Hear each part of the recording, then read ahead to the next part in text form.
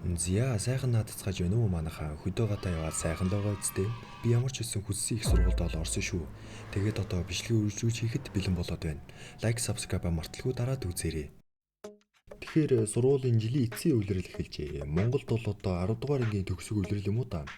Манай хэдийг автобусан суулгачихсан хөдөө ээлжилт нэгэн дараагийн шалгалтаа авахар явж байдаг.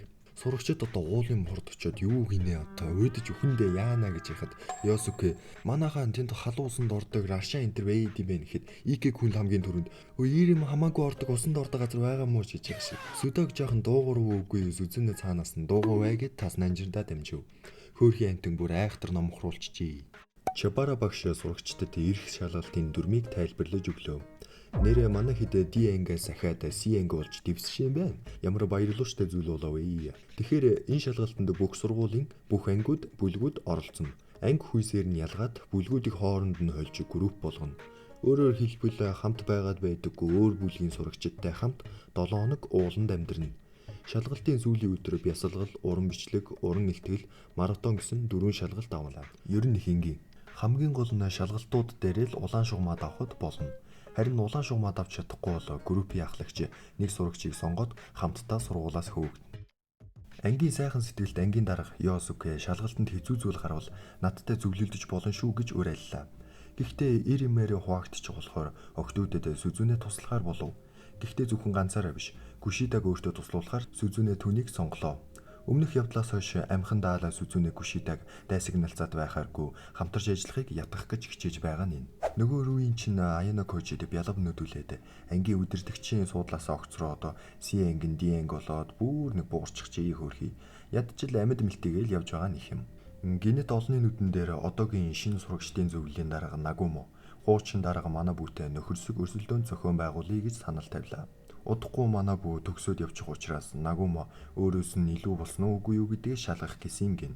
Хинэн шалгалтын дээр их оноо авсан нь ялна. Ялагдсанд нь ямар ч шийтгэл байхгүй. Манай бууд зүгээр санагдсан бололт түүнийг нь зөвшөөрлөө. Энэ ихтэй Нагумо гэж нөхөр бүр нэг эвгүй гаяна. Энэ яавч нөхөрсөг тоглолт хийхэр хүн биш дээ. Сурагчдаараа өөрсдөөр нь хаа байсан уулын оройроо ачаа зөөлгөөд тэгс энэ хосгоо хараа. Тэгээд манай Аяна Кожи энэ 9 дурагтай хамт нэг өрөөнд шахацалдаад хөлс шиврээ үнэрлээд тэгээд тасаад амьдэрдэг байхтай хөөрхий. Аянод нүдүүлдэг нөгөө хоёр ч бас явж их юм. Арай манай хүнийг унтж байхад нь өшөөгөө авч золигдохгүй байгаа та.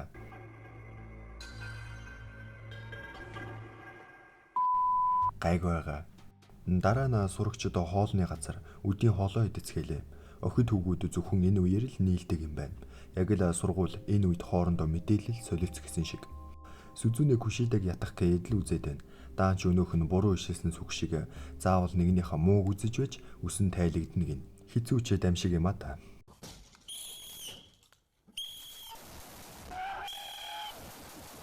Бүр мангар хар өглөөгөр Моцартын ая тавьсан сурагчдыг сэрээж байна. Тэгсэн Коинж алга болчих. Алга болчих гэж төрүүл сэрээж шээж багаад ус засанд ороод үнэн өөртөө арчаатай хүнэлтэд ялдчихв. Аяна зодулдаг нөгөө сурагч шин Коинжийг ийм дураараа гэдгийг мэдэхгүй уурлаад зодтолдох гэж дайраад тэгээд энэ А ангийн залуу Саканаягийн баруун гар гэсэндээ айгүй эвтэйхэн шиг үүссэн нөхцөл байдлыг зохицуулчихдаг. Ууг нь группийн ахлагч нь энэ Юкимура юм байл л дээ.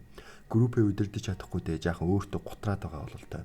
Өдрийн нормоо биелүүлнэгээд баахан сүмийн юм хүм арчиж цэвэрлүүлээд амралтанд биш цэрэгт аваад ирсэн юм уу хайшаа ингээмээр бүр модон цохиороор хүн дэглээд биш.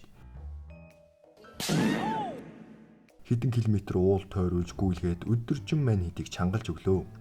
Оройн өглүүд хоёр амтан явж байгаад Саканаягийг санамсаргүй дэгээдэд унгаачихв. Цаатах нь уучлал гуйсан боловч Саканаяги зүгээр гэж хэлээд өөрөө бослоо. Гадаа нь Аяна Кожи хар зогсож байх ба Саканаяги түүнд удахгүй чамтай өрсөлдөхийг тэсэн ядан хүлээж байна. Гэхдээ түүнээс өмнө би ангийг нураана гэж хэллээ. Ичиносыг л Батараанда зуучсан бололтой. Ямар ч хүнд сайн болон муу тал байдаг шүү гэж ёчтой нэмсэглэл гаргасаар явлаа. Оройн Аяна Кожи Карузава туслахаа дуудаж хэдэн хүний талаар мэдээлэл цуглуулахыг үүрэгдэв. Саканаяги өөртөө нь битүүхэн дайн зарласан болохоор эртнээс бэлдэж байх нь дээр үз. Зөвхөн Карузава шөнийн зочин байсангүй. Манай бүрээд Аяна Кожид тусалсан эртээдийн өрөө Нагумог ялахад туслуулъя гин. Аяна Кожи надад дээд ангийн талаар мэдээлэл байхгүй гэхэд манай бүүд Нагумогийн доор ажилладаг. Гэхдээ манай бүүд Матач хийдэг тим нөхөр байдаг юм байна. Аяна Кожиг зөвхөн жижиг сажиг зүйл хийхэд л хангалттай гэхэд Аяна Кожи татгалцсангүй. Өдрүүд үргэлжилсээр мэдрэл муутай юм шиг хид уулыг тойрч гүйсээр хагаад Юкимура оноод өгөөч аваас. Харин эсрэгээр Ко хинжил ганцаараа юуж болоогүй мэт далдагнаад луул хад руу авирч хэсээд тэгж явахдаа гидсэн өлснөө яасан нэг мөрөөрөө явж байсан азгүй бодон гахаа дээрээс чөлөө туналт хийж газар дээр нь мааны өднийхэн болгосон байдیں۔ Тэр шөнө манайхан сайхан амталсан бодон гахаа мах эдэцгэлээ. Аяна Кожи нэг 2 дугаар ангийн охин юмаа унахыг хараад аваачиж өгөх талмаараа яриа өдөж танилцлаа. Тэгсэн нэртэд манай хүн Спартакад дээр ямар хурдан гүйснийг хараад энэ охин гэлтгүй Нагума хүртэл Аяна Кожиг сонирхоод байгаа юм байна. Тэр утгаар шүү. Хамгийн гол нь 2 дугаар ангийг Нагума тэр чигээр нь өөрийн алгандаа атгахчихсан. Рүүнтэй адилхан нэг тийм зэвүүн гар байдаг. Манай бүгд матач хийдэг гараас ахуулаад энэ охин гээд олон хүмүүс түүнд дургүй. Ямар сандаа энэ охин Аяна Кожид туслалцны хариу болгож 2 дугаар ангийн охтуудын группт юу болсон талаар мэдээлэл өглөө. Хүүе үсээ садгаад явчихаараа ямар гом харагддсан би. Ко инжи бүр ярилдаггүй байх шиг дээ. Тэгсэн яагаад ч юм Хашимото яаж хөл бөмбөгийн багасаа хасагдсан өөрийн түүхээ хуваалцлаа. Нөгөөдөл нь ямар атцаа яриад байгаа юм бэ чи гэтэл Юкимура орондоо үйлцэн байх юм. Хичээлдээ сайн боловч спорттой муу бас муу удирдагч сүдөө хүртэл түүнээс илүү ангитай нэмэр оруулдаг гэдэг. Түүндээ бөөн гутарсан амтан. Нэг тиймэрхүү хөвгүүдийн яриа боллоо. Гол санаа нь төгс хүн гэж байхгүй шүү дээ. Маргааш нь бибидээ тасаж өгөхгүй байсан нөгөө хүмүүс дотны яриа хийсний дараа бибинийхээ алдаа дутагдлыг ойлгодог. Түүнийг нөхдөг. Нэг үгээр бол найзууд болсон юм ба. Шалгалт авах өдөр ирлээ. Мань хитэ багийн тусын үүргөрөөлөө маш сайн гүйцэтгэж нэгэн ч хөөгдөлгүй шалгалтандаа тэнцэж чадлаа. Хөвгүүдийн группээс бүгд улаан шугамаа давсан. Мөн манай бүү хамгийн өндөр оноо авч Нагумог ялжээ. Тэгтэл Нагумо энийгэд ах юм. Энд ч ямар өвчтөд дураагүй ялагдчихад байхад гэтэл охтуудын группээс нэг групп улаан шугам даваагүй гин бүгд гайхан юу блэ гэж байтал тэр улаан шугам даваагүй группийн охин гарч ирээд манай бүгийн туслах бүсгүйг хамт авч дөрмийн дагуу сургуулаас хөөгдөнө гэлээ. Анхнаасаа Нагумо албаар энэ охиныг хахуулдаж албаар ялагдуулан манай бүгийн туслах бүсгүйг хөөлгөх зорилготой байжээ. Ингэж манай бүгийн мууг үзэж таашаал авдаг. Үнэхээр хорон нөхөр юм гэж. Тэгээд манай бүү оноогоор туслах бүсгүйгээ авархаар шийдлээ. Маш их оноогоор хөөгдөх гэж байсан сурагчийг аварч болдог юм байна. Яагаад ийм алхам хийсэн бэ гэхээр Нагума 2 дугаар ангийг тэр чигт нь атгачихсан болохоор мөнгөөр энэ охиныг хөөхгүй аварчих байсан юм. Аз болж манай бүүд маш их оноо байсан учраас арай гэж сүрчгүй нэг юм гараад ирлээ. Шалгалтын дараахан нэг өглөө Каравизава Йосуке хоёр салсан гэдэг мэдээ анги даяар тархжээ. Угаасаа мань хоёр жинкнээсээ найз өхөн найз залуу байгаагүй л дээ. Тэр яг хамгийн гол нь Саканаягийн гинэт гарч ирээд Ямаа өвчийг дуудаад тэрний NPC шиг нөхөр. Яагаад ямар шалтгаантай юм бүү мэд зүгээр анаа чихэр өгье гэж дуудаад сугадаад дагуулад явсан байт юм. Өнөөхөн ч дуртай байлгүй яах вэ? Энэ муу Саканаягийн яг юу л төлөөлөөд байна да. Тэгээд Йосуке сингл болонгууд ангийн баг бүх өхөж яах вэ? Түүн дээр оороо даавалгүй яах вэ? Түүн шиг ийм сайхан сэтгэлдээ нийтэж тусч од залуу ямар л охин тоохгүй байж чадах вэ? Бүр энэ охин Аяна Кожи дээр ирээд "Хөөе, би ер нь Йосукег уургалж чадах болов?" гэж асуулаа. Ер нь хизээ нийлээ сэтгэл зүйч аятай Аяна Кожи баахан охтуудад хайрын зөвлөгөө өгч пампан хийх юм да. Энэ удаад чи чинь хужаа юм биш үү? Тэгвэл бүтэхгүй бах уу? Гэхгүй юу. За тоолсон шүү. Нэг өглөө бүх сурагчдын локер дотор Ичиносой бол гэмт хэрэгтэн гэсэн цаас хийжээ. Ичиносой өөрөө энэ тал дээр ямар нэгэн арга хэмжээ авахгүй байгаа бололтой. Сүзүнэ Аяна Кожиг болон Ичиносойг дуудаж болсон явдлын талаар ярилцлаа. Таамаглаж байсанчлан Саканаяг ил B ангийг сүрүүлэх гэж энэ бүхнийг зохион байгуулж байна. Сүзүнэ BC анги хамтарч ажиллаж А ангийн эсрэг зогсъё гэдэг санал тавихад Ичиносой татгалзлаа. Ердөө нэг худалцуу яриа яавал гэж дээ. Юу ч хийхгүй чимээгүй байхад болно гэлээ. Аяна Кожи ч дэмжин угаасаа А Б ангийн асуудалтай С анги ямар ч хамаа байхгүй оролцохгүй байсан дээр гэж үзлээ. А ангийн нэг охин Аяна Кожигийн гэрийн гадаа хүлээж байлаа. Зүтгэсээр байгаад бүр гертэн дайраад ороод ирлээ. Тэгснэ Аяна Кожиг Ичиносойтой холбоотой асуудалд оролцоосоо гэж хүсэж байна. Саканаягийн явуулсан Аяна Кожигийн нэрхт гарыг дөрүүлэх гэсэн оролдлого бололтой. Түүний хэлснээр тэр өөрөө дэлгүүрээс юм гусчдаг муу суршилтай. Ичиносой ч бас адилхан гин. Үүнийгээ баталж нэрэл дэлгүүрээс нэг пиав гусаад гараад ирдэг шүү. Мэдхгүй юм да. Саканаяг л үнэхээр хүсээд байгаа болоо энэ нэрхт оролцъё гэж Аяна Кожи бодов бололтой. Юу вэ? Нэг дугаараа нууцлсан хүнээс залгаад авсан чинь юу ч хэлэхгүй тасалчих юм. Удаагүй манаа буу залгаж байна. Кушида саяхан Нагумотой холбоо тогтоосон тухай хэллээ. Хоёр нүртэй дурагч нас юу төлөвлөлөөд байна да. Маргааш нь Валентины өдөр болж байгаа юм байна. Ангийн хүүгүүд ялангуяа охтуудаас хэн нь пепер авах гээл гордоод үлэнтөө зогсож байна. Нөгөө хүүгүүдийнх нь натаархал төрөөд хөхний товчин чангарсан сад тавьж байна. Үдээс хойш Аяна Кожи Карузаватай уулзлаа. Тэгтэл нөгөө Хашимотогийн залуу тэднийг нууцаар стокердж байна. Тэр Аяна Кожиг Руинийг номход тгсэн Манабугийн хамгийн үнэлдэг хүн гэд нэлээдгүй юм олж мэдэд яавч зүгээр биш нөхөр байна гэд Аяна Кожиг тагнахаар шийдсэн нээжээ. Карузава Аяна Кожид Ёсукэд өгөх гэж байсан юм аа. Одоо салцсан болохоор ямар хаялтай нэш чи аав гэд шоколад өгч байна. Жинхэнэ нөгөө цүн дээрээ гэдэг нь үү дээ. Хашимото вау, Ёсукэг хаяад удаагүй шууд өөр залуутай явуулдаж байдаг. Ямар ариун явдал вэ гэд янз үзэж байгаа юм шиг гараад ирлээ. Гайхсан Карузава, "Тийм бишээ, зүгээр би өөр краштай Аяна Кожигоор дамжуулж шоколад өгч байгаа юм. Бид хоёр ямар ч холбоогүй" гэж шалтгааллаа. Тэгтэл Хашимото Карузаваг буландаж аваад "Хөөх, хэрв чи өөр найз залуу хайж байгаа юм бол тэр нь би байвал ямар вэ? Би чамайг Ёсукэгээс ч илүү хайрлаж чадна" гэж амлаж байна. Харвас Аяна Кожиг өдөө хатгаад байна. Аяна Кожи тоосон шинжгүй явах дүр үзүүлснээр үнэхээр ямар ч холбоогүй гэдгээ түүнд баталлаа. Найз залуу нэсэн бол өдөд балбаж байгаа үсттэй. За өгшөө менчэн буруугаар ойлгочихжээ, уучлаарай. Гэхдээ ажигаа өгч хоёулаа цаашдаа холбоотой бай гэхэд Аяна Кожи түүнд ажигаа өглөө. Оройн Аяна Кожи бантан хийгээд Ичиносо дээр очлоо. Мань хүн ханиад хүрсэн гэд хичээлдээ ирэхгүй байгаа юм байна. Тэгээд шуутган хэлэхэд энэ эрэхт оролцохоор шийдсэн л болохоор Аяна Кожи түүнд санаа тавьж байгаа дүр үзүүлэн сэтгэл санааг нь өргөх гэж үзэж байгаа юм. Дараагийн өдрөөс ахуулаад зөвхөн Ичиносо гэлтгүү сургуулийн бүх хүмүүсийн эмзэг мэдээлэл цахим орчинд таржээ. Нөгөө Ямаа өвчий чинь тэгж хагаад нэг тийм амар хэрэг дуртай далдгаар харууд байдаг та. Яг тэр арай гэж хоорондоо нэгдэж байсан анги чинь бүр бутраад эхэллээ. Гадуур бусад ангиуч бас самуураад эхэлж гэж. Энэ өдрөө Ичиносо хичээлдээ ирснээр Саканаягийн эцсийн цохилтоо хийхээр шийдсэн бололтой. Тэдний ангид орж ирэн Ичиносо бол хулгайч, надад хөдлөшгүй нотлох баримт байгаа. Шудраг эсийг тогтоохоор ирлээ гэж бүх хүмүүс зарлалаа. Ичиносо гарч тайлбар хийхээс өөр аргагүй хүрчээ. Тэрээр өөрийгөө хулгайн гэмт хэрэг хийж байснаа шууд хүлээн зөвшөөрлөө. Өмнө нь Ичиносо ээжтэйгээ нэг охин дүүтэйгээ хамт ядуухан амьдардаг айл үжээ. Нэг ч зүйл аваад өг гэж гуйж байгаагүй охин дүү нь гоёмсог хүсний хавчаар авахыг маш их хүсжээ. Ээж нь түүнд төрсөн өдрийн бэлэг болгож авч өхийн тулд 24 цаг матиж ажиллаж байхад унаад өгч. Дүүгээ төрсөн өдрийн бэлэггүй үйлж байгааг мөн тэр хавчаарыг авах мөнгөгүйдээ мухардаж харсаар байж тэсэлгүй лангуун дээрээс нь гусчиж.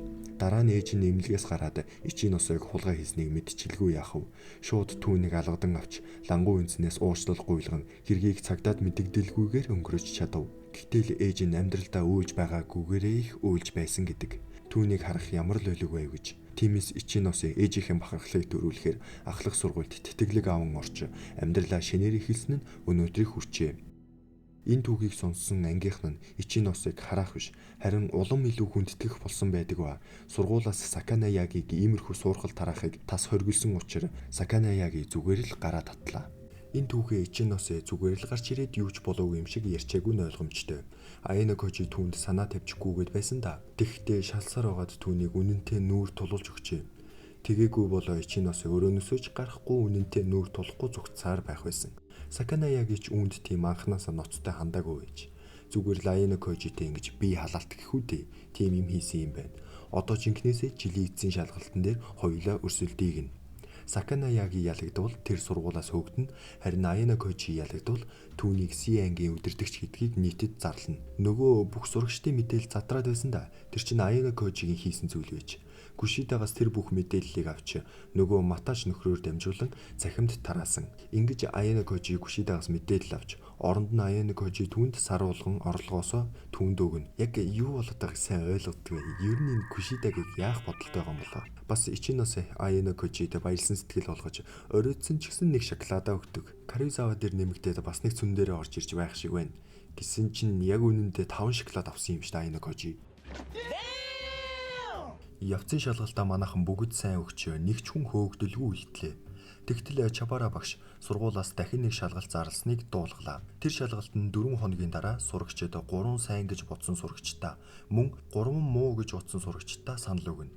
Тэгээд хамгийн сайн санал авсан сурагч хөөгдгөөс нэг удаа авардаг гэхээр шагнуулах бол хамгийн муу санал авсан сурагч хөөгдөнө. Ямар нэгэн санал тэнцэх асуудал гарвал дахин санал хураана. Гэхдээ тийм зүйл болгохгүй гэж өөр бүлгийн сурагчид хүртэл санал өгөх юм байна. Нэг эсэндөө ямар ч арга байхгүй бүлэг болгоноос нэг хүн заавал сургуулаас хөөгдөж таарна. Яг яагаад ийм утгагүй гинтийн шалгалт авч байгаад Чабара багш өөрөө ч сайн ойлгосонгүй. Их л дээрээс зохицуулсан бололтой байна. Ямаа хүчээс ахуулаад ангийн хамгийн нэр хүнд муутай сурагчид хөөгдөх аюултай учраас хонгоных нь махан чангараад байж сууж чадахгүй сандарч байна. Сүзүнэ Аяна Кожи хоёр рүүнтэй уулзахаар очиход мань хүн бүр үнэнтэйгээ эвлэрч гисэн сууж байна. Ангидаа хамгийн нэр хүнд муутай учраас тэр л хамгийн түрүүнд хөөгдөх нь гарцаагүй. Гэсэн ч Аяна Кожи түүнийг хөөлөхийг хүссэнгүй. Рүүн шиг хүмүүс хүртэл үүнтэй эвлэрч байгаа бол бодит байдлыг хүлээн зөвшөөрч ангийн хамгийн муу сурагчийг тодорхойлж хөөхөн зөв гэсэн шийдвэр гаргалаа. Карузавагийн мэдээлснээр ангид дотор фракцуулдаг хүмүүс аль хэдийн ихэнх саналаа өгөхийг төлөвлөөд эхэлж гэж найзуудаа бие биентэй санал өгч хөөгдөх аюулаа сэргийлэхийг хичээх нь ойлгомжтой байв. Өглөө Ичинос Аяна Кожиг тосон сургуулийн зүнх хамт алхлаа. Угаасаа цүн дээрээ болсноос хойш түүнтэй яриа өгөх гэж хичээх нь гайхах зүйл биш биз. Гэхдээ нэг зүйлээ түүний санааг зовоогоод байгаа бололтой байв.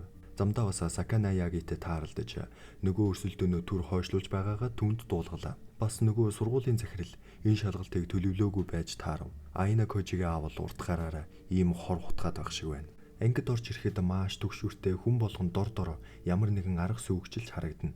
Сүзүнэ одоо болтол гаргасан шийдвэртэй нэг л эргэлзээд байлаа. Ёсуке Аяна Кожид хичээлийн дараа ярилцах нэг зүйл байна. Хүрээ дээрээ гэлээ. Хэлснийхэн дагуу хичээлээ тараад явж байтал нөгөө 2 дугаар ангийн охин чинь гарч ирээд гайхмаар мэдээлэл дуулалаа. Ичиносыгийн санаа зовоогоод байсан зүйл нь тэр ангийнхаа бүх хүнийг аврахын тулд Нагумогоос нэмэлт оноо зээлж мөнгөөр хөөгдөх сурагчийг аврах ба оронд нь Нагумо түүнтэй үерхэх нөхцөл тавьжээ. Бурхан минь, энэ царайг нь л харалтаа. Хүн яаж юм чөтгөрлөг байж чаддаг байна гэхгүй юу? Яагаад Аяна Кожид энэ тухай хэлж байгаа юм гэсэн чинь Ичиносэтэй сайн найзууд түүнийг өөрийгөө ингэж золиослоосэй гэж хүсээгүй. Аяна Кожиг ямар нэгэн зүйл хийж чадна гэж найдан хэлжээ. Тэгээд Ёсукэтэй уулзлаа. Нүднийхэн доогуур хар зураас татчихсан өдөржин шүнжин хэрхэн хүн хөөлөхгүй байх талаар бодсон бололтой. Коинжи тааралдаад Ёсукэ бой бодсоор л байна уу да. Удахгүй ангиас хэрэггүй хогшаар хөөгдөх гэж байгаад үнэхээр баяртай байна гэхэд Ёсукэ хан зөхөж уураа төвчж ядна. Аяна Кожигоос энэ шалгалтыг аргалах ямар нэгэн арга байхгүй юу гэж найдвар тасраад асуужээ. Даанч бодит байдалтай эвлэрхээс өөр сонголт тэдэнд байхгүй. Ичиносыгээс ялгаатай нь тэдэнд тийм их мөнгө байхгүй шүү дээ. Дараагийн өглөө нөгөө баахан сандарсан байсан хүмүүс чинь бүгд их тайван болцгооцсон яг л нэг арга олчихсон мэт байлаа.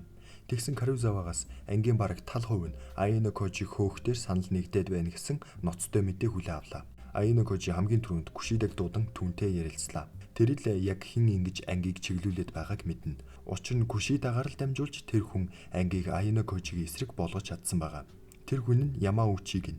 Тэгэхээр бүр цаана нь Сакана Яги байгаа юм байна. Эртээд тэр хоёр уулзаад байсан ийм учиртай байж хэрэг нэгэнт ойлгомжтой болсон тул хариу арга хэмжээ дорн авлаа. Шалгалтын өмнөх өдөр Сүзүнэ ангийн эндэр дээр гарч ирэн энэ ангиас хэнийг хөмөр байгаагаа бас яагаад гэдгээ тайлбарллаа. Тэр хүн бол Ямаа Учи. Нэгдүгээрт түүний академик болон босож чадрууд ангиас хамгийн муу. Хоёрдугаарт тэр Сакана Ягитэй хуу үлдэж Аяна Кожиг хөөхийг зохион байгуулсан. Өөр ангид дурууж ангийн нөхрөө зарсан. Ердөө Сакана Ягитэй болцохын төлөө шүү дээ гэсэн аргументууд гаргаж ирэв. Ямаа Учи өөрийгөө өмөрөх гэсэн боловч бүгд түүнээс нүрээ бовруулсан байлаа. Күшида хүртэл чамайг л гуйсан болохоор би Аяна Кожиг хөөх ажил хийсэн. Чамайг арай ч юм байсан гэж мэдсэнгүү. Үүндээ би харамсаж байна хэмээн өөрийгөө татав. Байдал ийм болсон хойно Ямаа Учи туслах хинч байсангүй. Гэтэл Ёсуке ширээ өшөглөн босч ирээд Сүзүнэ тэгээд ангийнхнагаа бүгднгийн та нар ангийн нөхрөө хөөх гэж хөөвөлдөж байдаг. Үнэхээр гутамшигтай юм. Нэг ангийнхан байж ингэж болохгүй гэж хүн хөөлөхийг маш хүчтэй эсэргүүцэж байна. Гэхдээ түүнийг инглээгээд шалгалтыг яалтай билээ те. Байдал зөвхөн Си ангид ийм хэцүү байсангүй. Ди ангид рүү энэ хөөгдөх нь бараг л ойлгомжтой болоод байлаа. Уг нь зөвхөн тэр л Ди ангийг А анги болгож чадах хүн. Ядаж түүний хөөгдөхөөс өмнө түүнд байсан бүх мөнгийг Ибуки авлаа. Ой яагаад байна энэ чинь? Би ангид Ичинос Нагумод өөрийгөө зарж байгаадаа нэг л итгэлгүй эргэлзэж суун. Угаасаа хин л түүн шиг үнтэй үерхийг өсгөлээ те. Яаж ч магадгүй. А анги харин хэнийг хөөхөө шийдчихсэн байна. Ямаа Учигийн хөвөлдөө нэлэрсэн гэдгийг мэдсэн чи Сакана Яги тоосон шинжгүй байх чинь. Шалгалтын өдөр иржээ. Коинжи Ямаа Учиг цаазын ялаа хүлээж буй хоригд шиг юмаа гэж ёгтлоход Ямаа Учи инээн Саканаягийн надад саналаа өгнө гэж амласан харамсалтай нь би хөөгдөхгүй, би буруугүй гэж хэлээд байхад одоо яа их сайхан сэтгэл гаргаж та нарыг өршөөйдөө гэж бархирлаа. Багш орж ирэн шалгалтын дүнг танилцууллаа. Хамгийн сайн санал авсан хүн Аина Кожи. Хамгийн муу санал авсан хүн Ямаучи гэв. Хөөрхий мань хүн тэгээд хяналтаа алдаж яаж боломжгүй гэж байдлыг хүлээн зөвшөөрөхгүй байлаа. Коинжи түүнийг эцсийн мөчөц ялагдлаа хүлээн зөвшөөрдөггүй. Нохооноос дор амтан гэсэнд Ямаучи санал байран дайрсан боловч Коинжи түүнд юу гэж амархан зодуулах вэ? Ямар ч нэмэргүйг ойлгосон цөхөрсөн хүний царай ийм байдаг байх нь.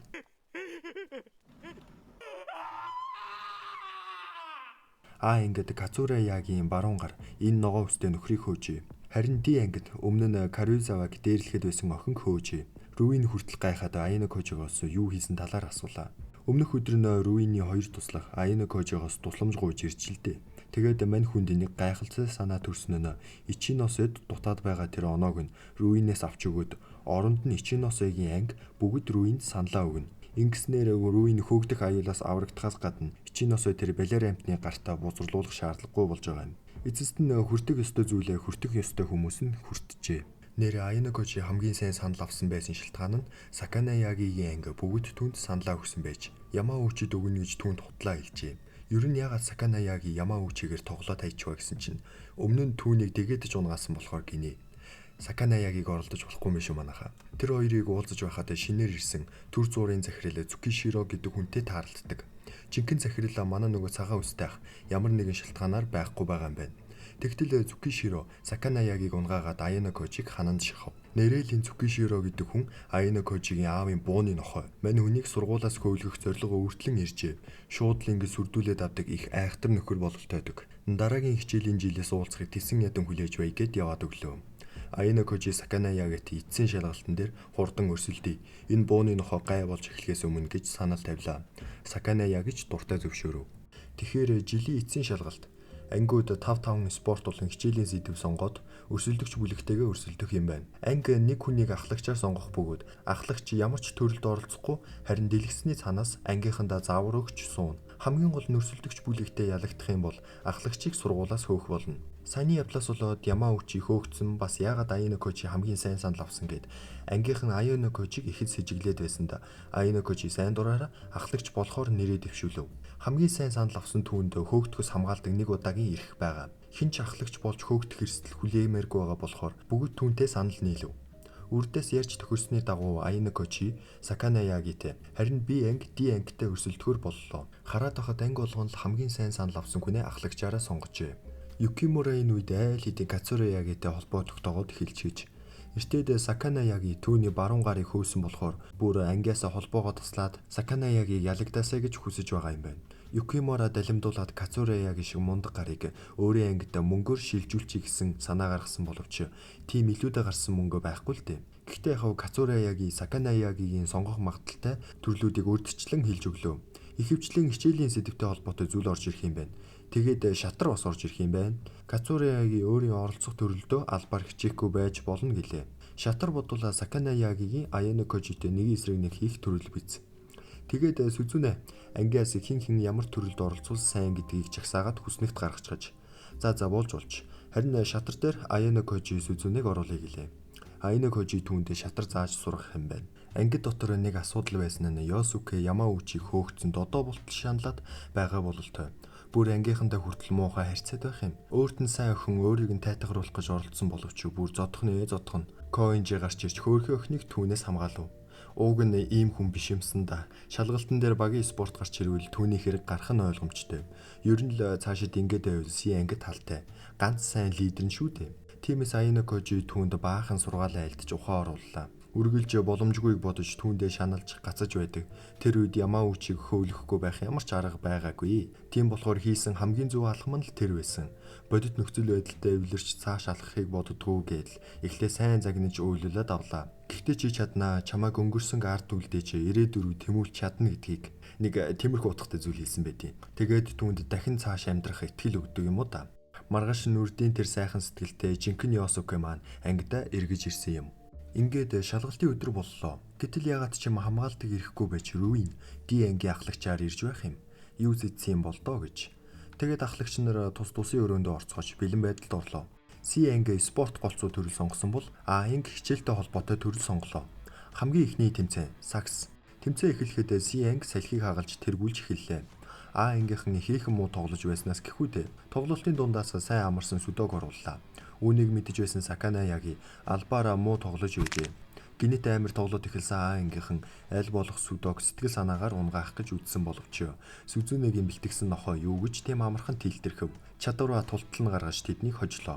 Иймэрхүү байдлаар явсаар айл ангин чухам өөртөө сонгосон төрөлдөө үргэлж ялж байлаа. Коинжиг оруулалтанд буруудчээ хөөрхий дураагч нь ерөөсөө хичээхгүй юм. Хайрын нэг тэмцээн дээр ялагдчихлаа. Ингэснээр талууд яг л тэнцлээ. Хамгийн сүүлийн тэмцээнээр шатар сонгогдлоо. Энэ тэмцээн дээр ялсан нь ялагч болох болно. Эхний 30 минут Сүзүнэ Хашимото хоёр хоорондоо шатар тоглолоо. Хоёулаа л адилхан богино хугацаанд хүнээр заалгасан. Үлдсэн хугацаанд Ayano Koji Sakanayagi хоёр тоглолтод орж ирэн тэдэнд зааварчилгаа өгж эхэллээ. Үнэхээр гал гарсан өрсөлдөөний төгсгөлд ягаад ч юм Ayano Koji хачин нүүдэл хийв. Тэр алдааг нь ашиглаж Sakanayagi түүнийг чекмэт хийлээ.